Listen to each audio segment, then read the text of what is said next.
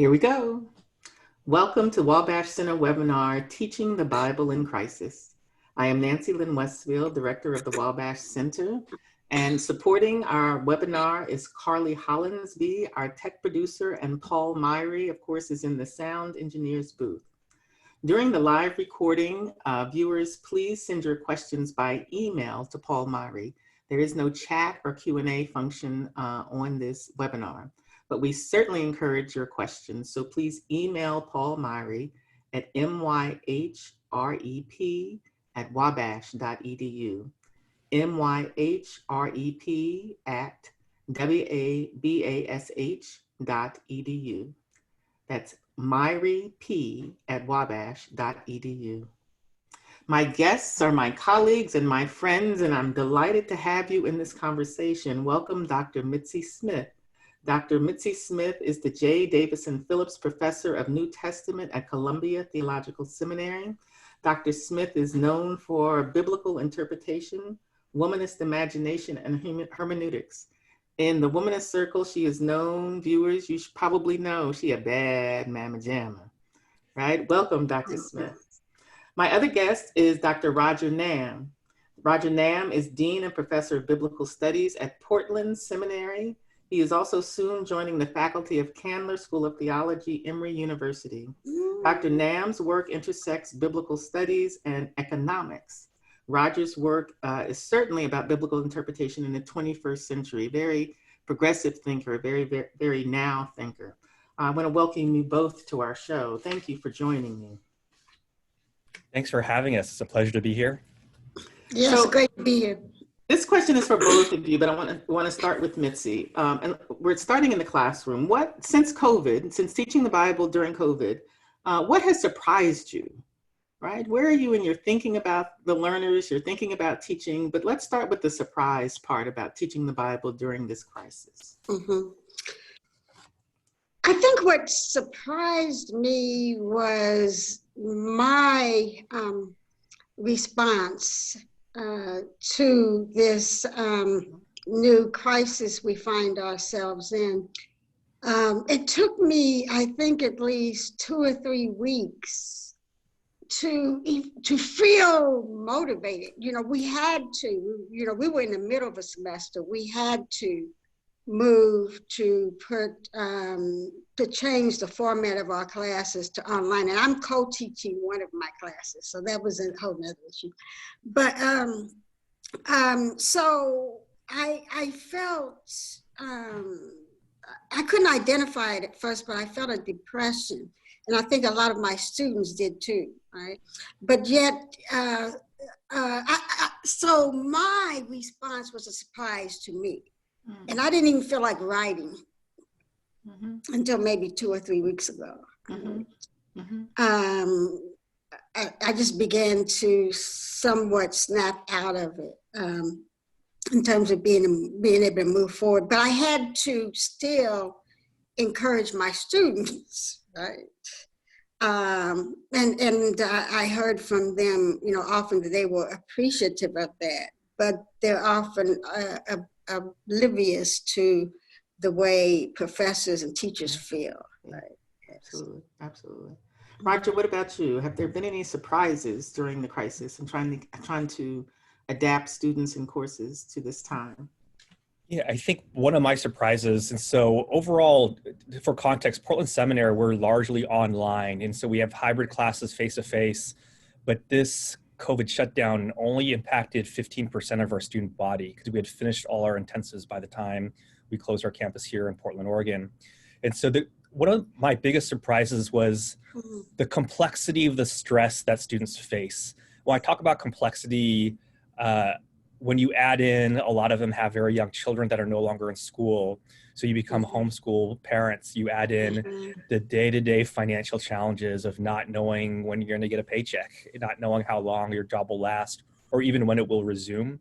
The complexity of how do you get benefits and how do you get access to what is available for you. And also having loved ones that fall sick and just not knowing because of the testing situation. And then you add on to that, oh, I guess we can't meet for church. I better figure something else out. And Suddenly you're now a sound engineer, videographer, and a YouTuber when you're normally just a youth pastor or whatever that is.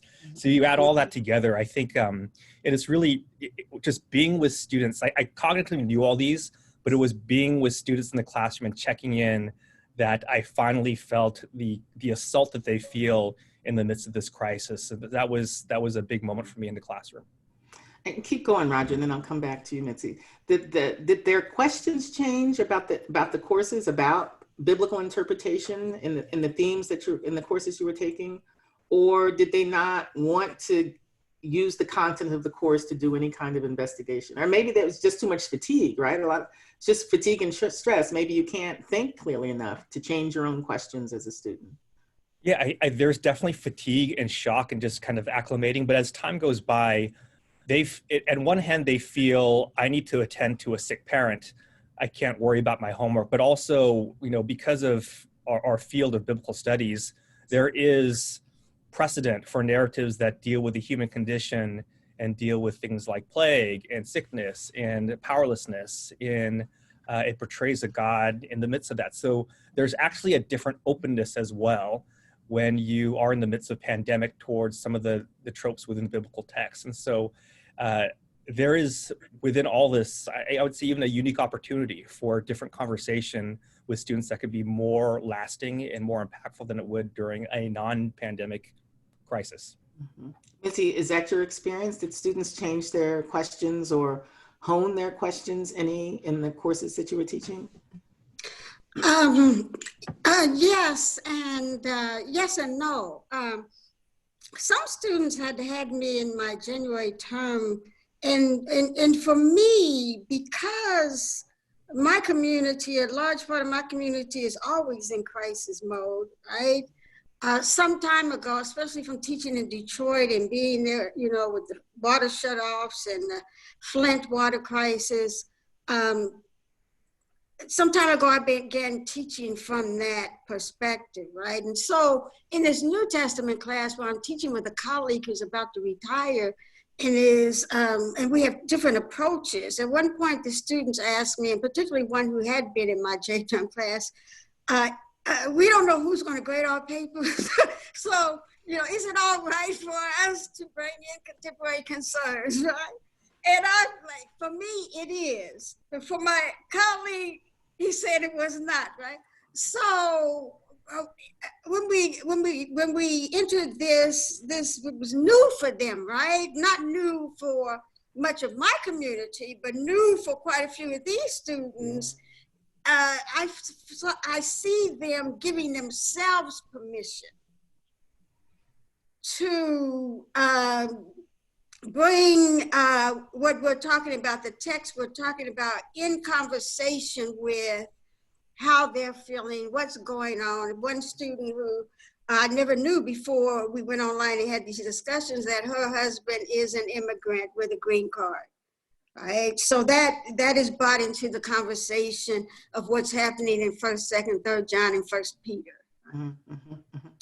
So I found that some who were hesitant before, even though I gave them permission before this, took the liberties, right, and were more comfortable doing it at this point. So Mitzi, you've hit on one of the I want to say classic educational dilemmas that disciplines keep saying you cannot bring in, without thinking about pedagogy, just in the discipline. You cannot, to read the discipline, to be a good citizen of the discipline, you cannot bring in contemporary issues into Bible.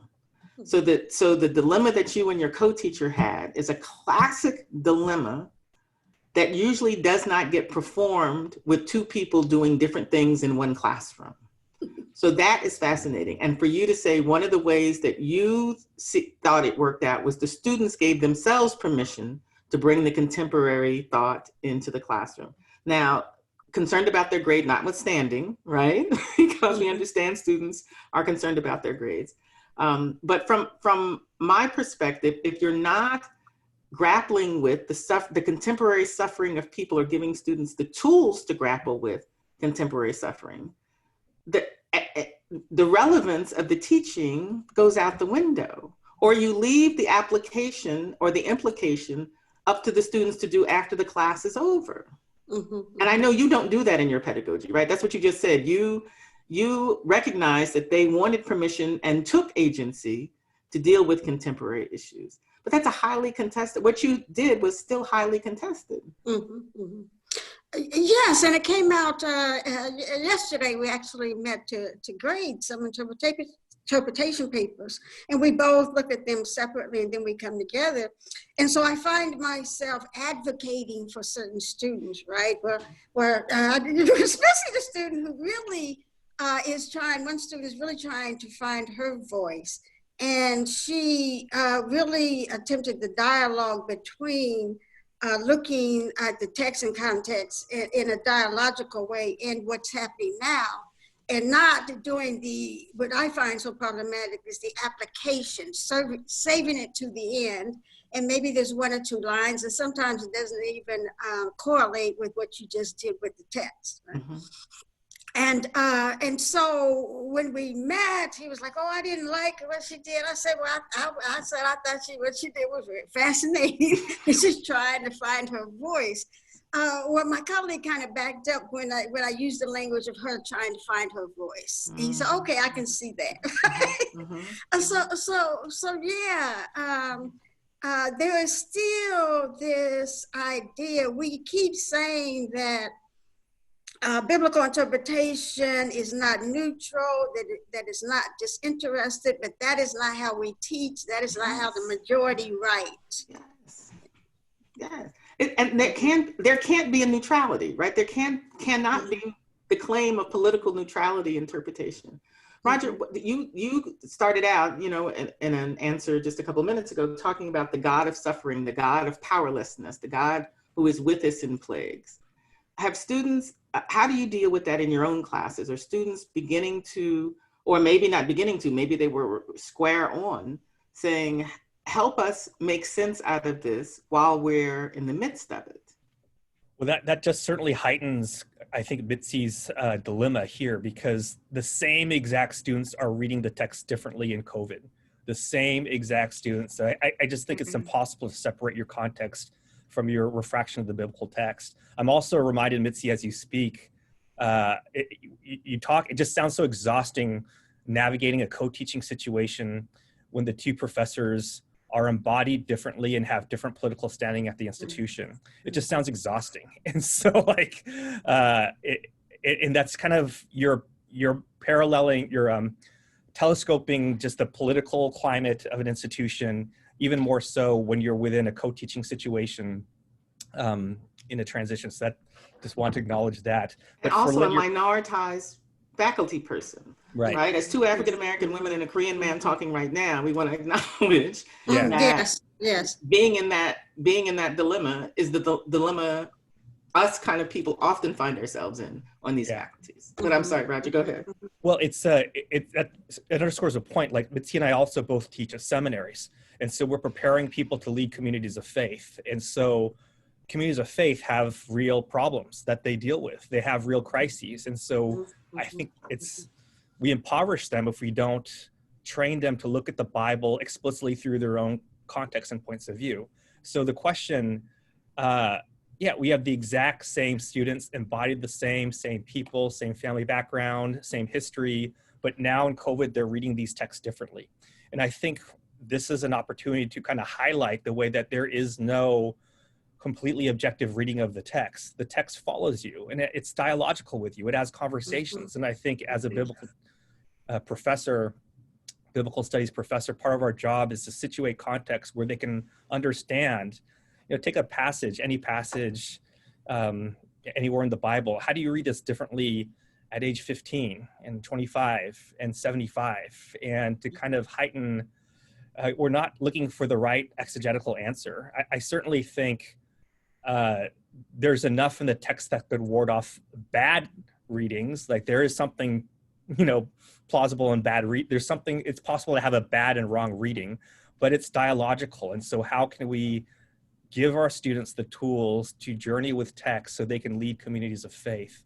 And for that very goal, forces us to recognize that we read within a specific context, and we should name that context and not be surprised when that context changes. And so I think the students can themselves recognize, and even a question you could do as a teacher, how did you read this text differently on January compared to right now in this crisis? How would you read this? And it gives them a reflective moment that they can think and recognize for themselves, all these contexts really will shape my reading and interpretation of text.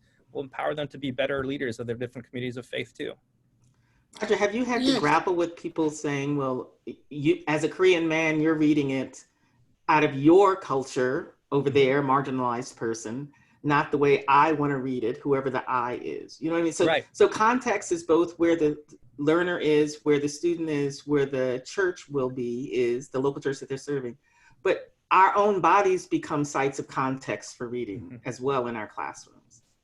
Yeah, I think in those situations, I concede it explicitly to help open up a greater conversation. I would say, yes, I do read this from a context. And for example, some of the major themes in the Hebrew Bible, like kinship and land, they're going to mean something very different for me. I also think descending to my narrative is a helpful tool that I have as a teacher. So one example, a few years ago, I'm on this thread with all my cousins in Korea, this kind of texting thread called Kakao. And one of my cousins texted me a picture of my grandmother and grandfather's grave. And so it's a family plot in the south part of South Korea. And there are these mounds where they're buried. And this is a family plot. So there are actually many, many generations of my mom's side of the family buried there. And there's spaces for all of us if we want to get buried. So that itself is a different way that we view death, which is a big theme in the Hebrew Bible. And so I'll say, yeah, of course, my context influences me. For example, when I think of death and burial, this is one image that might pop up to me that doesn't pop in for someone that has a more westernized approach. And then I invite them in a conversation. How do you approach this theme? And what does land mean to you? What does kinship mean to you? Death and burial. And so if you can frame it right in a conversation way, and I think Wabash does this so well, how can we have respectful conversations where we deeply listen? And in terms of studying a biblical text, we're all enriched by that process of listening, recognizing our context, and seeing what different communities of faith can bring to the exact same text. So Mitzi, let's keep going on with that. One of the things I love about your work is what I view as your ability to use imagination as you interpret. Imagination becomes a major part of the hermeneutical lenses that you employ. At the same time, I recognize, as you said earlier, that you're helping people do biblical interpretation in places like Detroit, in places that are oppressed, in places where racism and sexism, poverty are rampant. So I've heard you actually say it's not so much about, not quite this way, but it's not so much about imagination as it's about taking the life and religious experience of people seriously. Mm-hmm, mm-hmm. Yes, and that means privileging it, right? So we're taught to privilege the text, and we've been taught to come with this notion. I want to go back to this notion of this that are correct. And Roger, I'm not saying that you actually meant this when you brought up the notion of a correct reading of a text, but students often have this view that that if you read the right commentaries, if you read the text in a certain way, that there is a correct reading. So one correct reading. One. Yeah. So there may be variations of that one. Right? One. So there was one. For example, when you hear Romans being used to supporting an administration that is obviously, morally bankrupt, right?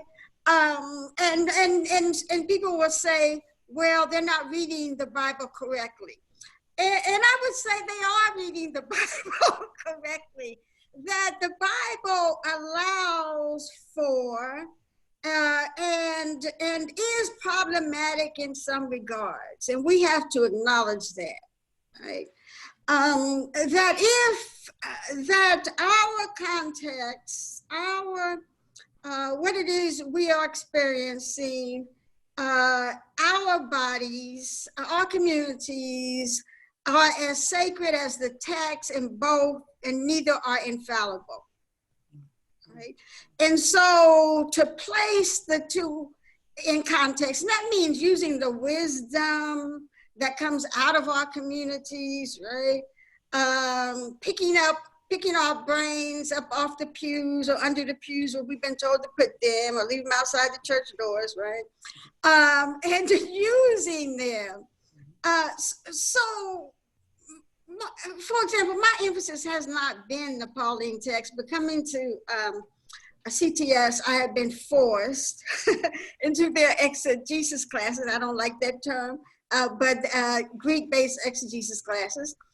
And so I had to teach Galatians, right? I never taught Galatians in that way other than in the intro class, and found developed a newfound hatred for Paul. And I'm thinking, this man is more problematic than we know. And but Paul is like gospel to our churches, right? Not the gospels are gospels, but Paul is gospel. But Paul is extremely problematic. And so we need to recognize, but when we are taught to put aside our own common sense, to put aside the wisdom that that comes out of our communities, that we have to act like that is should take a back seat to the text, because the text is perfect if we just use the right tools, and there's nothing wrong with what's going on in the text, right? There's nothing wrong with the writers. They're human, just like our communities, and quite fallible. They are not God, and the text is not God. Neither are we.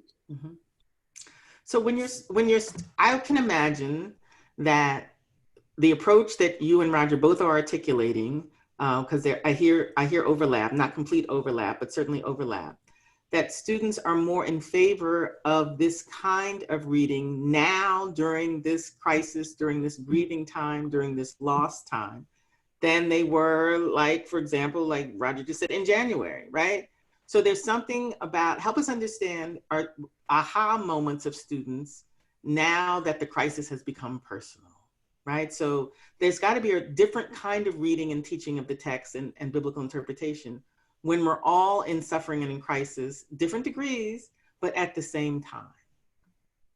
Yeah, first of all, Paul, when you would advertise this webinar on social, you need to use that quote from Mitzi, I taught Galatians and develop a newfound hatred for Paul. That needs to be the tagline, then a link, and you're going to get, like, all the traffic's going to flow to this link. That was the line that we need to put through there. I actually wrote it down. Like, that was t-shirts. So buttons and t-shirts. Our marketing department, new swag for the Wabash Center. I love. Okay, so I'm part of the PCUSA as CTSs as well. There's something that goes against that in terms of there is an actual exegetical exam, and they do give a pass-fail to those. So that itself, there's a system in place that kind of says there is a correct reading. You didn't get it, or you got it, and you did. And so I think we aggressively actually need to fight that aspect. That, and the other phrase you said actually that I wrote down was wisdom that comes out of the community. And I think that's so germane to how the Bible was actually formed and understood in the earlier parts of the church in an oral society. It was the wisdom of the community that interacted with the text and led to the different redactions. And so by focusing on the right meaning, which we do to an extent by even having the exegesis exam, the PCUSA ordination process, we're kind of displacing, I think, the intrinsic understanding of what the sacred text was in earlier parts of the Christian church. And so I think this is an opportunity where we could explicitly say, how do we interact and really displace the idea of what the Bible is and open up what it can be for broader communities of faith, particularly in moments of crisis. Because if you are one that will be a leader in a church or some sort of faith community, you will have to lead that community through crisis, both collective and individual. And I think as biblical scholars of seminaries, when we teach the Bible, it's so much more than cognition. Like I love history as scholarship. I love history and interpretation. Those are all very good things. But ultimately, my goal is to not have them be experts in the 20th century history of interpretation of the Hebrew Bible, which is important to its own degree.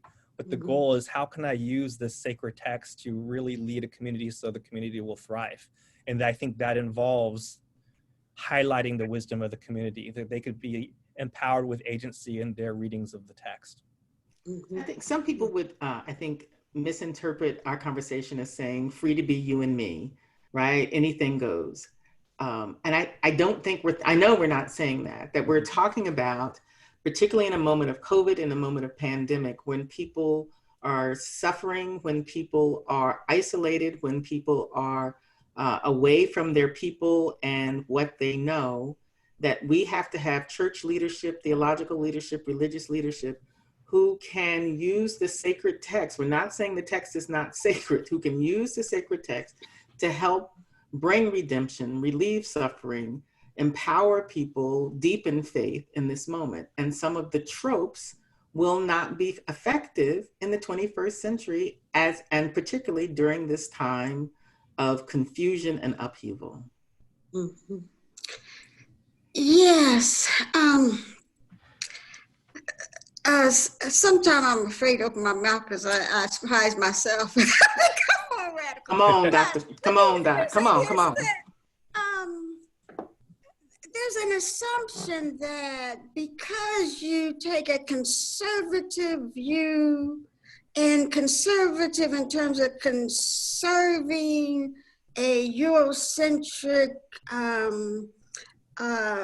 approach and white male approach that says that is that they represent, that it is a universal, disinterested approach, that there is no abuse of the text, that there can be no abuse. That if you tighten the hermeneutical circle, that there is no abuse. That's false, right? And so we are put on the defensive to be apologetic in terms of our approaches. And I hope I'm through with being apologetic. I am not going to pretend as if, it's like pretending as if whiteness is neutral, right? I'm not going to pretend as if a strictly exegetical approach, with a strictly exegetical approach, there is no abuse of the text, right? And that there is no, that there are safeguards against abusing the text. It is an abuse to claim that you as an interpreter, do not bring or exclude, right? Bring your own stuff and exclude other people's stuff. And I think that is abusive. There are people who come to classrooms. I don't want to pretend like there are people who already come to classrooms who read differently, but because a lot of times they're in a minority, right? They experience crisis in the classroom. They're shut down. They are ignored. Their questions are treated as unimportant and so forth, right? That is abusive. I agree. Yeah. So Paul, we're getting ready to come to you. Before we do that, so I mean, certainly it's a severe example, but during 9/11, I was working in New York. Once we got our students situated, when I was in the classroom at Drew Theological Seminary, that weekend I went to my home church to be with my parents, as well as to seek solace for myself, right? I wanted a word from God after 9/11. We went through an entire liturgy. The attack of 9/11 was not mentioned in the prayers, in the preaching, or any aspect of the liturgy. Nothing was said. So again, an extreme example. What does it mean to prepare students? Because this is what we're talking about. What does it mean to prepare students who are prepared for these giant moments of people's lives, right? How do we prepare students? Not tell them what to say, even not tell them what not to say, but the fact that as leaders, they can't opt out of saying something while everybody in the congregation is sitting there surrounded by these huge societal moments. Yeah, I think that's really an amazing analogy. And I think one of the things we could do as biblical studies professors is to model that ourselves. And so one example, COVID was gradual, then in Oregon, it hit for 1 big week. And a couple weeks before they diagnosed the first case, and then 2 weeks later, they shut down everything. That on the same day, the governor put down universities, meetings over 50, schools were canceled through May, with the hint that it might be beyond that. And so it became very sudden, very quickly here in Oregon. And one thing that I think we can do as professors is to model that for students. So then when they are leading churches with these big moments, they can remember. So with COVID, I got to change my curriculum. I have to do different things. And for one of the things very specifically, learning the complexity of stress that students are facing, I had to ease up. I'm also a dean, so I had to push forth the pass-fail option and even make it pass incomplete. I had to have conversations with faculty as well to talk about, let's go long game on this. I had to make sure that the ATS was cool with these moves, which they were. And so I think even modeling for that, I would hope would be memorable for the students. In a moment of crisis, I'm not carrying on as if nothing happened. I'm going to make some adjustments in what I'm doing, and I'm going to take some time to check in. And I would hope that that would model for the students when I am leading a congregation or a community of faith and something hits, I need to adjust in the light of that new context. And so that would be one way I think I would suggest for biblical studies to push our students to be more engaged leaders. I agree with Roger. We need to model it, and we need to. There are always communities in crises, right? So we need to be in touch with. I forgot who said that. Was it Desmond Tutu said we should read with the Bible and newspaper in one hand? Of course, we don't have newspapers much anymore, but but we need to know what's going on with people in the communities where we teach, people globally, and always be bringing those issues to the forefront in our classrooms.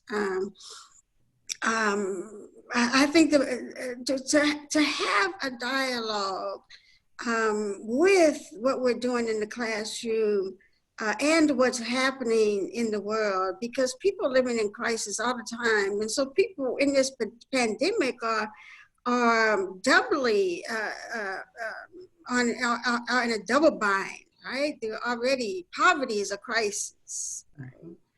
Human trafficking is a crisis. Homelessness is a crisis, right? So we have these here all the time, and we're modeling it. I think it will become natural for modeling it prior to when it becomes a personal crisis, right? It's a privilege to not have to address these issues. Yeah. Right? Very well said. That's very well said.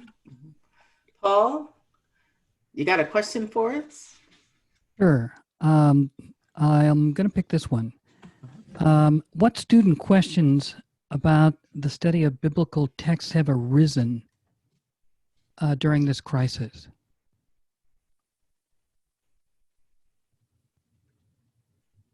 Yeah, what's your students' curiosity? People, that's what I hear in that question. What are your students curious about? What are there new curiosities that have bubbled up in your students?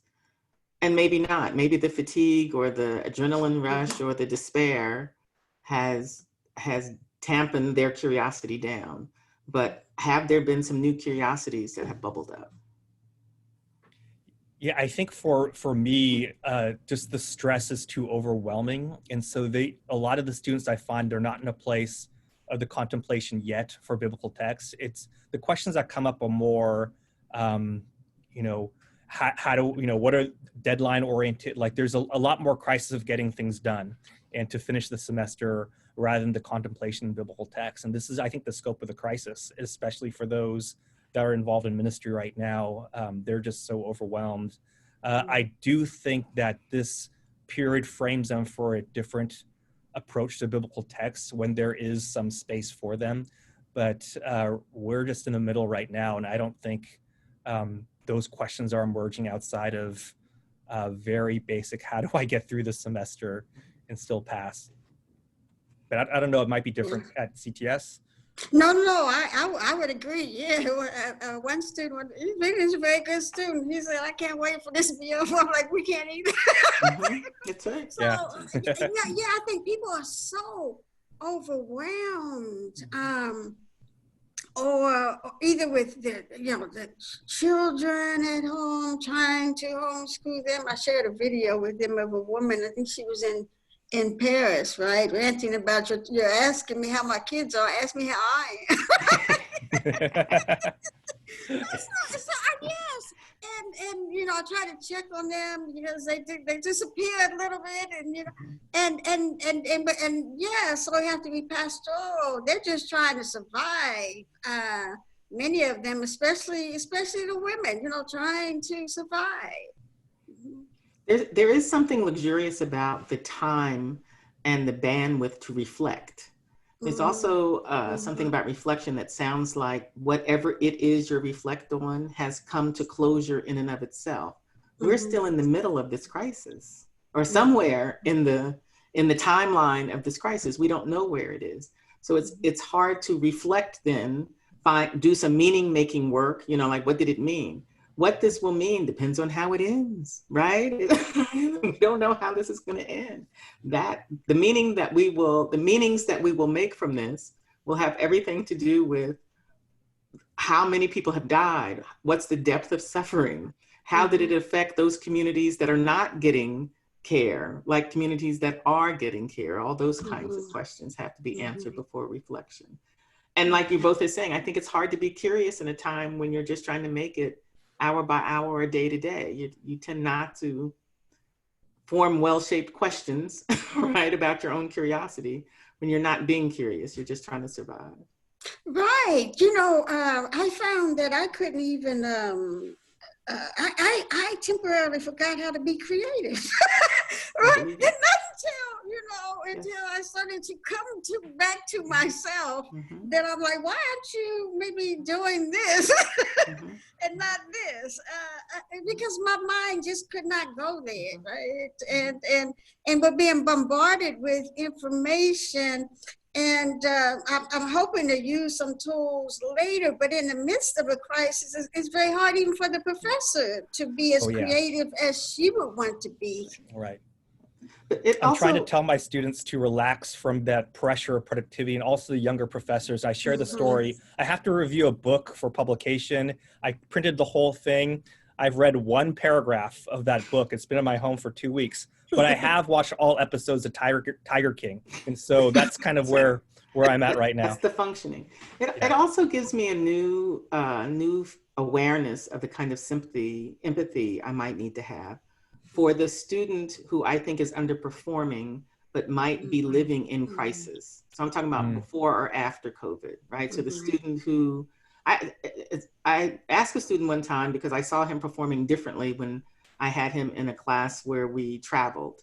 And I said to him, you are a different person in this class, in an intensive class.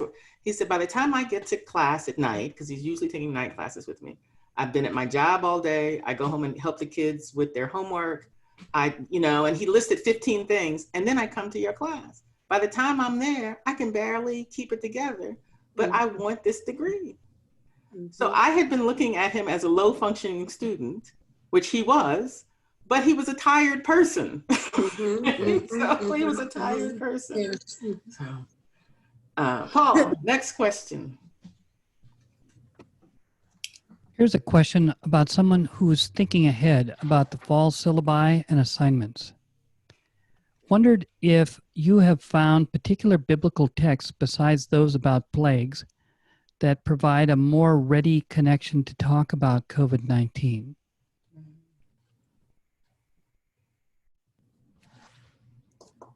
Well, the obvious one that that I think would be about it has to do with sickness, I guess, but Job would be one, and partially because it's actually consistent with some of our earlier conversation when we talk about the right answer. Well, Job, the dialogical portions and the conversations and the dialogues are just an example of the many different voices within the text. And so you have the prologue and epilogue, everyone knows that. But within Job, I think would be a particularly heightened appreciation for just the complexity, the unknown, the mysteries of God, the deity. The other thing, anything that points to sovereignty of God, human frailness. So the traditional, I would say like the Genesis 1, the text that kind of put this transcendent God, I think there's a different conversation that comes with those texts in the Hebrew Bible. So those are my immediately go-tos, but I'm really curious to think what Mitzi about New Testament texts that are emerging for you. Yeah, yes, I think if we think about the different components or aspects of this pandemic, from leadership, right? Let's say if we started with leadership, Mm-hmm. we could definitely use, I think, just about any Pauline text, right? Because Paul is very problematic. He's putting down in some places the wisdom of the world, the experts, right? In making this binary between wisdom of the world and the wisdom of God. Well, who says what the wisdom of God is, right? Paul does. So I think just about any Pauline text helps there.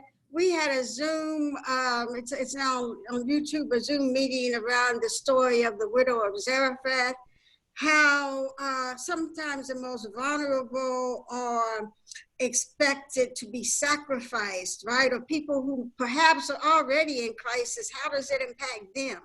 And so we have stories like that story, and the idea that God would send Moses to this woman who has a different religion. She's supposed to make these sacrifices, and it's problematic that he seems like he spends 3 years in her home.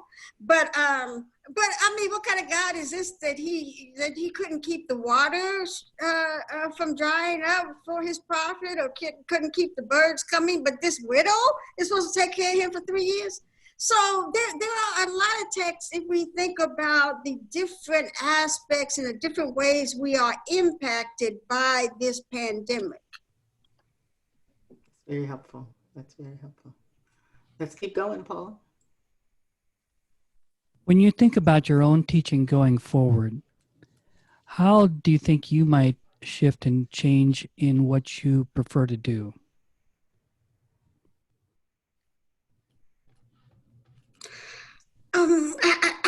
Like I have been saying, probably since 2015, I've shifted in terms of privileging what's going on in my community and in a larger community in terms of the crises we've already experiencing.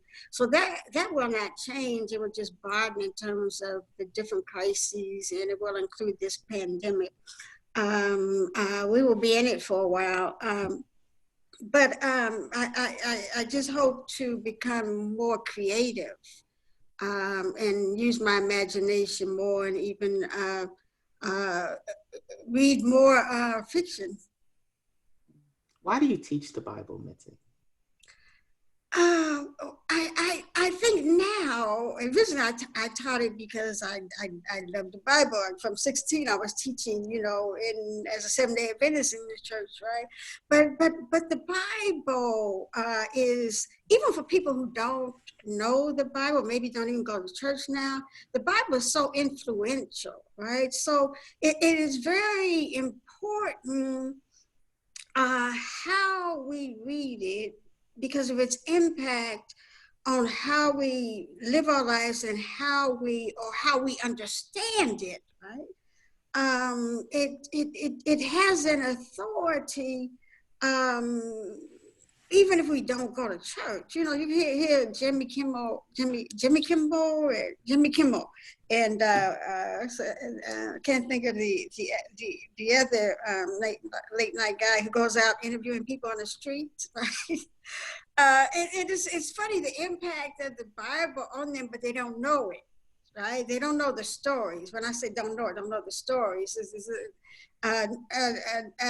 So there's always interpretation, but usually we're taking somebody else's interpretation, and usually it's quite oppressive, right? In terms of the way we relate to each other. So it has so much authority, and so it's very important how we see it, how we interpret it. That we allow ourselves to take up our own agency. I like Jennifer, oh my gosh, I'm forgetting my colleagues. She wrote Permission Granted. I like that title. We need to give our students, ourselves, permission and have confidence in our ability to read, and to read critically. We've been taught that we don't have the tools, that we should leave that to certain people. Roger, the two questions on the floor right now. Are we far enough along? Can you imagine what you might teach in the fall? And then I'm interested in, why do you teach the Bible? Yeah, I think one of the great things of being involved with the Wabash Center for the last 10 years is you've trained me to be a reflective teacher. And so my reflection, this is my 15th year teaching in theological education, and I'm learning through COVID, I need to better understand my students' experiences, because that is their lens by which they understand my teaching. And I want to, especially as I move from Portland to Atlanta, I mean, I've been on the campus of Emory, the convention center, and that's it. This is my first trip to the South. I need to very actively understand my student experience, and that will make me a better, more effective teacher. So that is my big takeaway. And why do I teach? I think very similar reasons for Mitzi. It is, I'll put it in this way. There's science. Well, I had a conversation with my cousin, and he was like, well, why don't you get a PhD in economics or, some sort of science? You could have such a bigger impact. And my response was, it is the study of religion that's had a bigger impact than any physical science or natural science or other, it's the way that people believe and the way that they bring in their values into life and make decisions. And so why would I not want to be a part of that? And the chance to be part of a generation of biblical scholars to help catalyze newer imaginations for biblical interpretation. And the idea that we do this for myself and Mitzi at theological institutions, where we're not just training people for gen ed requirements or anything, we're training leaders of the future church. And within us, in the collective biblical scholars of different seminaries, the opportunity to alter the moral map of Christianity is profoundly attractive to us. And we can do this for times such as this, where the moral map needs to be altered. But it's people that value the Bible and our leading congregations can set together different agendas than what has been in the past, which I think would be more fitting for a time such as this. So that's my short answer. That's why I went through those 7 short years of graduate school to end up where I am now. to end up. I love altering the moral map of Christianity. Right? I love that because for me that means inherently diversity, right? Like you can't do that kind of calling, that kind of work, unless you convene a table that is bigger than whoever you are to do that kind of work. I think that's brilliant. Last question, Paul. Make it a good one. There's questions around methods, and you've talked about exegesis. So one person brought up the question of eisegesis and worried about that. The way I'll frame these questions is into this question. Are there methods for teaching biblical texts that are more helpful or more problematic than others? Say the question again. Are there specific methods for teaching or engaging biblical texts that are more helpful or perhaps less helpful than others? And what are they?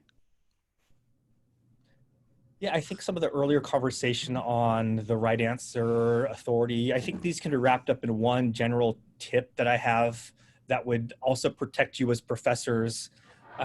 If you have a method that centers on the text itself, the primary source, that way you displace a lot of the concerns of authority when you bring in other voices. It's like, what does the text itself say? And to prioritize that and model for students that is a starting point, and saving the secondary resource for it. And one example is when we talk about the disparate voices, if I had a lot of students that grew up with a tradition where the Bible was understood to have a certain authoritative value, and coming to graduate education, there was a lot of fear and concern. And my tool for dealing with that in the interacting biblical classes, that is a great concern, but have no fears. We're to start with the text. We're to just stay with the biblical text, which you grew up esteeming so much, which your community esteems so much. And within that, I think you could generate conversations along with what Mitzi is talking about. So just from the very beginning, Genesis 1 and 2, they're very different perspectives. And you have to be careful using words. I use words like paradox and tension, more than contradiction, because I think it frees up students to embrace that exercise a little bit more. So that's kind of a broad general method in teaching, center on the actual biblical text and let the students make those discoveries. Like you tell me your example, what's God of Genesis 1? Now what's God Genesis 2? Kind of how do those exist together, and let the students come to those conclusions. Mm-hmm. New Testament's a totally different game though. I don't know what I would do there. Yes, I want to say something about this false binary of exegesis versus eisegesis. If we're honest, it is a false binary. And binaries are problematic anyway, they should be. This idea that we are, if we use certain tools or if we read certain commentaries, we are engaged in exegesis. We are reading out of the text. Reading doesn't take place without readers. We are always bringing who we are to a reading of any text. If we're illiterate, we can't get anything out of it. Unless we have audio. I just do audio books now, but and the notion that there's this eisegesis, therefore, it's just a way to delegitimize certain approaches and voices. I encourage reading a diversity of perspectives and methods, that if we believe that each of us, there's something of the image of God. So there's this, it's like a puzzle, right? If you leave out these pieces over here, and you only have part of the puzzle, and the puzzle is humongous, right? So I encourage reading a diversity of approaches and appreciating them and being open to what it is we can learn from them. I love reading does not happen without readers. That is hysterical. I mean, there's that trope, Lynn, right? The trope of the in African-American slave narratives of the talking book that Alan Callahan wrote about, right? Of that slaves were prohibited from reading, and so they were reading slave masters, preachers approved by slave masters, and slave masters would read from the Bible or read from a catechism or read from a prayer book in the hearing of those who they prohibited from reading. And so they thought that the book was talking to them. And so, a slave, after the book was left, would put his ear or her ear on the book, and the book wouldn't talk back. And so the assumption was God despised him or her just like the slave master said God did. right? So no, you know, I truly, we need to get away from this notion of exegesis. Students will come to class and say, you know, throw around this word exegesis, and in their mind, it's picking up commentaries by white male scholars and stringing what they've said together, right? Students don't know how to read. At least, if we value the Bible as sacred, at least learn to critically read it in literary context, with attention to historical context, of course, right? And you have Greek language. I love the languages, right? Yeah, I think the greatest tool I try to give the students is let's look closely. In my First Corinthians Greek-based exegesis is what CGS calls it. Course, we go through and we read closely. People don't do that, right? And if we read closely, some things I don't have to point out. You know, they start to see, you know, Paul is problematic. There's something on here that's very problematic. And they start to see, one student said, you know, this is what I hate about seminaries, and I'm starting to see things I don't want to see, right? And that means you can choose to go back, because people do. They leave seminary, they choose to go back to their churches or communities as if they've never been to seminary. No, I'm not saying everything in seminary is perfect or good, but they want to leave everything behind, the new ways of reading the Bible and reading critically and so forth. For me, again, it's teaching people to use their own agency, to read closely, to look again and again, and don't assume because you read it yesterday, because you read it in Sunday school, that everything, you've seen everything, you've heard everything, because we have not. My last question to both of you, either what's on your playlist right now, or what are you cooking for dinner? Oh, I'm having leftovers. I deep fried. I haven't fried anything in a long time. Stuck in the house. I deep fried some perch. Now, when did you fry this perch? Yesterday? That actually sounds good. fried fish and. Oh, and there's a lot of things on my playlist, but I do like. Today I was listening to. Last night I was listening to Babyface. Okay. Yeah. Mm-hmm. Okay. I'm looking at my playlist right now. My last Spotify. Okay, so Paul's gonna like these. I'm like Peter Gabriel, the Smiths, Hootie and the Blowfish, and George Michael. Oh wow! So it's like it just goes on as I do my work. Just trying to make it in this COVID moment.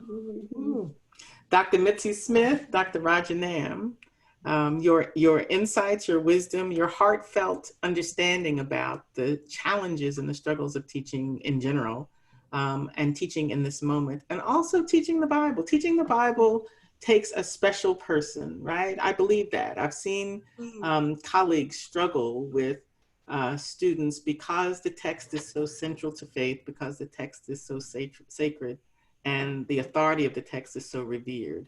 So helping people get inside that universe, to unpack that universe, to not let that universe continue oppression, continue marginalization, tell people who they not and who they ain't, rather than who they are and who they're supposed to be, is quite a calling. And both of you are called and are doing quite well from my vantage point in that ministry.